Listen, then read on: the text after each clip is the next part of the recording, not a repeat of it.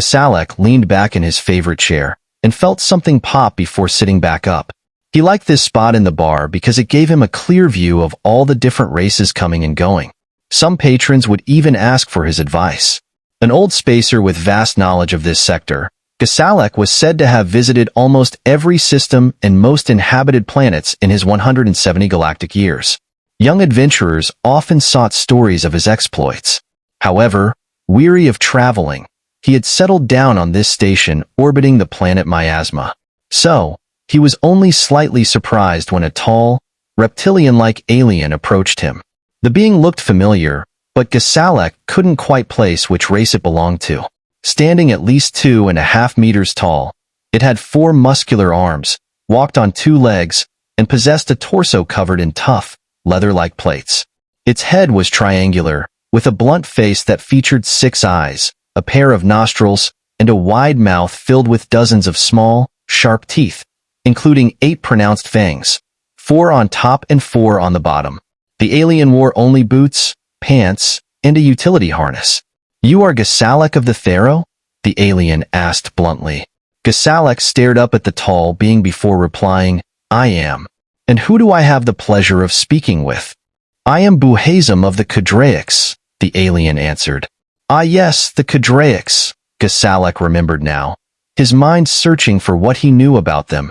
No wonder he didn't recognize them. They were rarely seen outside their body armor and enclosed helmets. The Kudraics were a warlike race from near the Rim, appearing in this sector only 20 years ago by raiding the Outer Worlds. 5 years after that, they carved themselves a foothold in the sector at the expense of the Fatiri. Without asking, Buhazim sat down next to Gasalek. "I understand you know many things about this sector," Buhazim stated bluntly.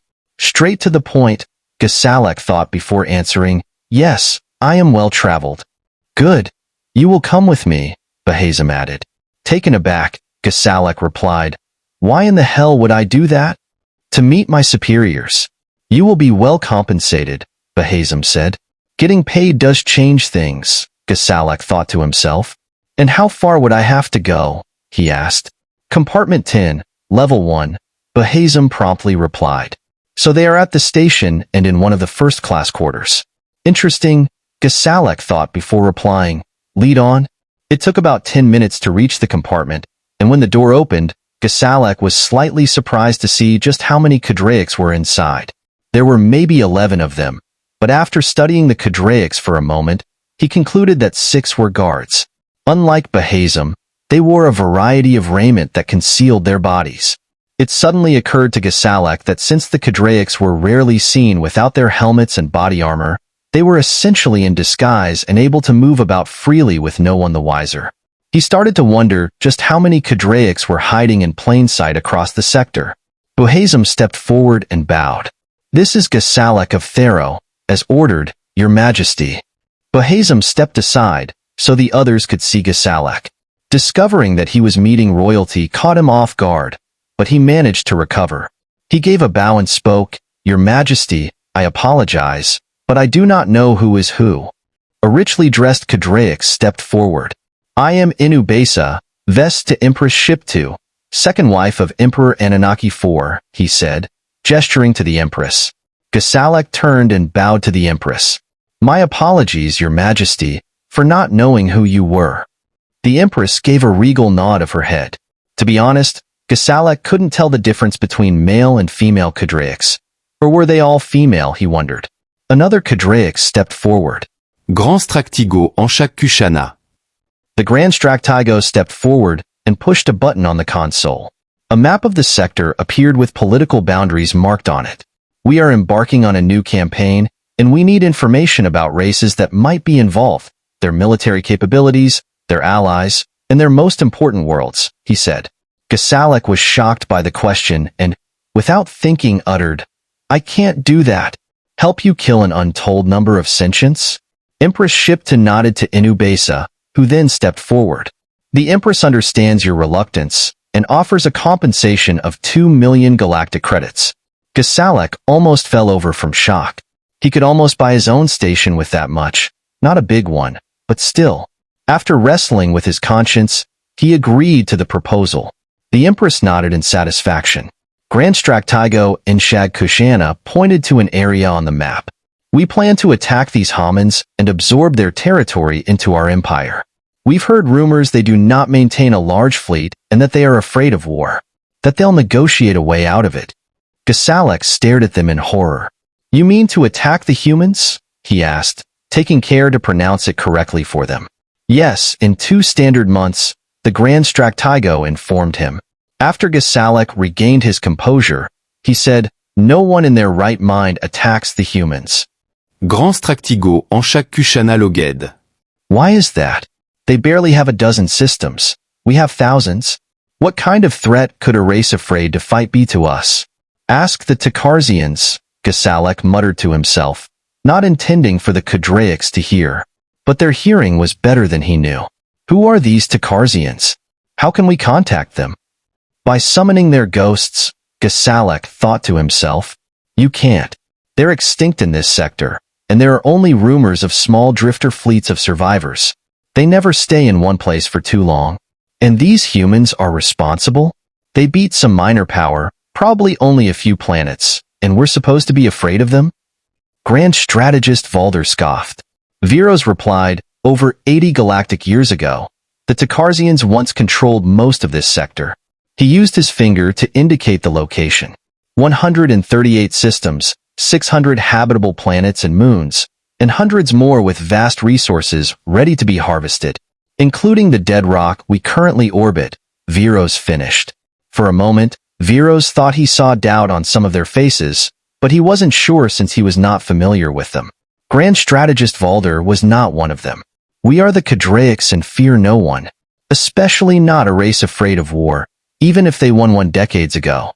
Go on with your explanation as to why we shouldn't attack them, the Empress said. All of the Kudraics seemed shocked that she spoke. Your Majesty, this alien is not worthy to hear you speak. Inubasa exclaimed. Grand Strategist Valder also spoke out, Your Majesty, forgive me, but as Second Empress, you are only here in a ceremonial role. With a glare, the Empress addressed them both. That is usually so, but I feel this is important enough for the Emperor to hear all of it, and not just selected tidbits. She addressed the strategist directly. Would you like me to contact my husband, the Emperor, and see how he responds to my breaking ceremony? Especially after I tell him how you are ignoring the Theron's warning? I like this one, Viros thought to himself. Both of the Kudraics acquiesced to the Empress. Looking back towards Viros, she ordered, Please continue. Yes, Your Majesty, Viros bowed and replied. The humans are not afraid of war because of what an enemy may do. Humans are afraid of what it can make them become, Viros started. I had a human friend long ago who once explained it to me. Like you, the Takarzians saw them as easy pickings, Viros explained. The humans were new to the galactic community and had just started to expand out of their home system. When the Takarzians found out how much time had passed between the humans' first steps into space and how it took almost 2 centuries to leave their home system, they assumed the humans weren't very smart either. I found out from my friend later that it took them so long to leave their cradle because they had been warring amongst themselves almost the entire time, Viros stressed. The Empress spoke up again. So they were fighting a civil war that whole time? No, Your Majesty. They were never a single government in the first place.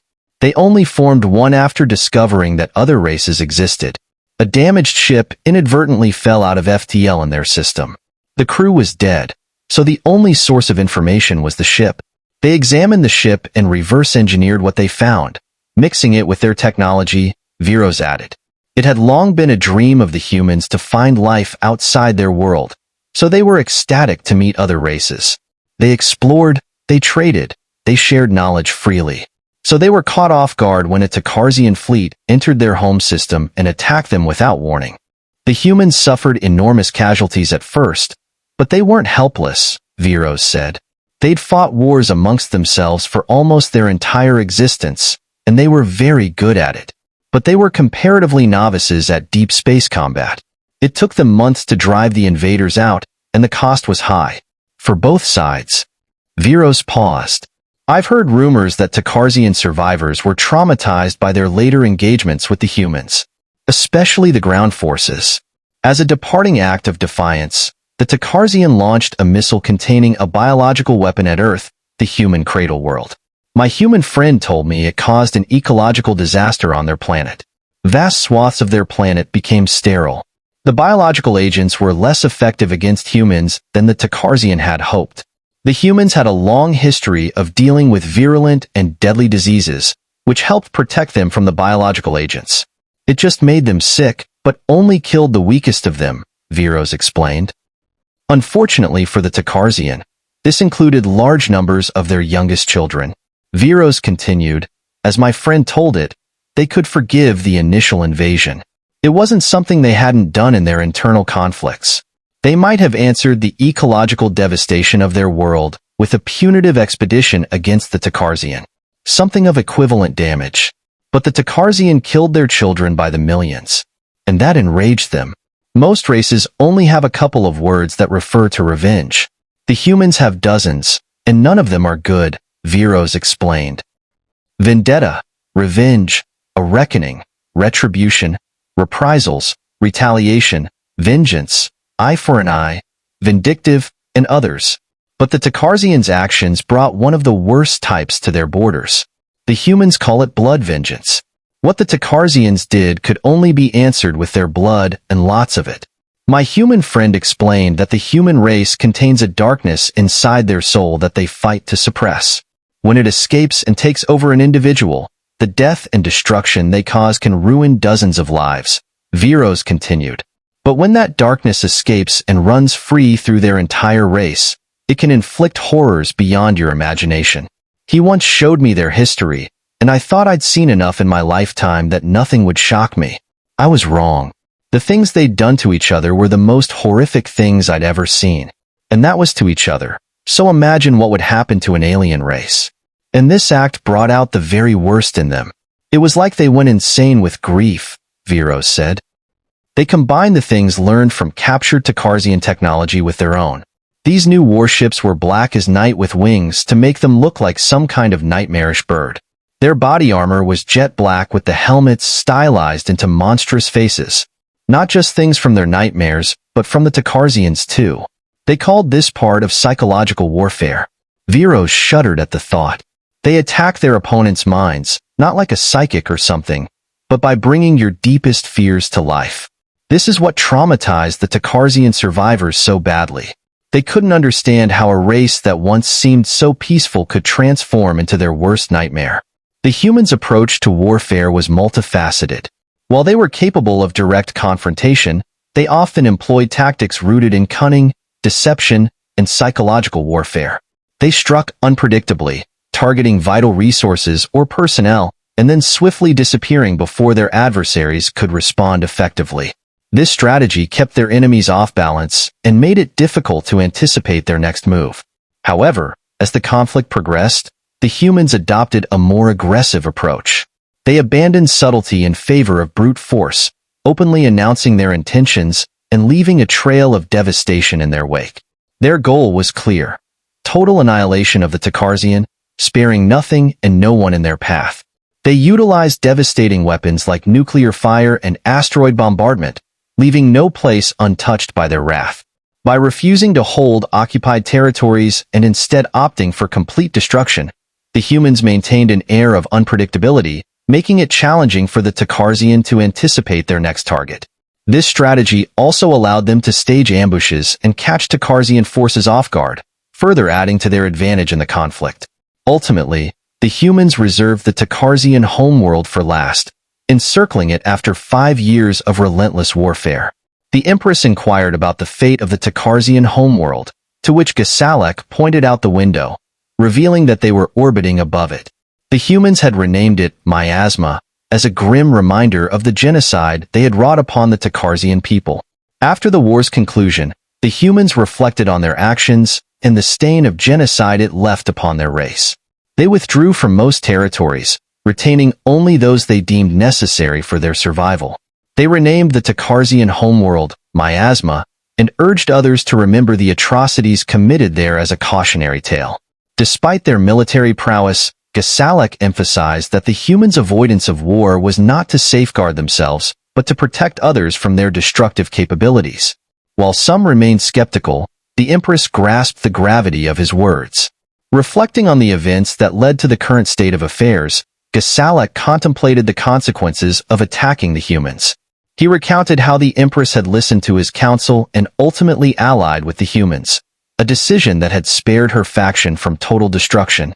Conversely, those who continued to oppose the humans found themselves on the losing end of the conflict, with their territories dwindling rapidly. In a poignant author's note, the writer invites feedback and underscores the themes of the narrative, particularly the cautionary tale of unchecked aggression and the potential for redemption through cooperation and accountability.